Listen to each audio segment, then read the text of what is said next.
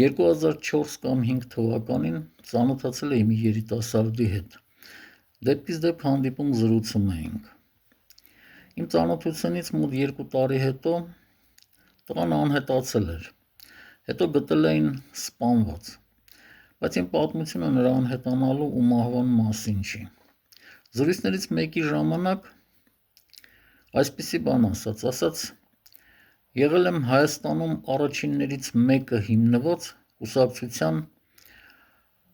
ամենաակտիվ անդամներից մեկը, չնայած ոչ հիմնադիր անդամ։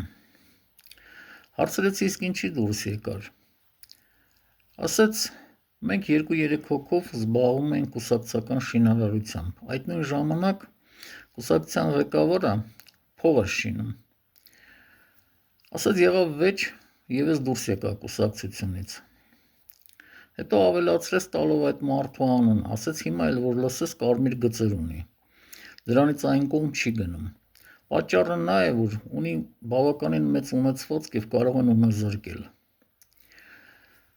Այս պատմությունը կարելի է պրոյեկտել նաեւ այլ կուսակցությունների վրա։ Իզուր չի, որ ասում են կուսակցություններում անդամների իրական թիվը բավականին փոքր է։ Նույնիսկ ժամանակին խոսակցություն կար։ Ասում են կուսակցություններ կա, որ կարող են տեղավորվել մեկ մեքենայի մեջ։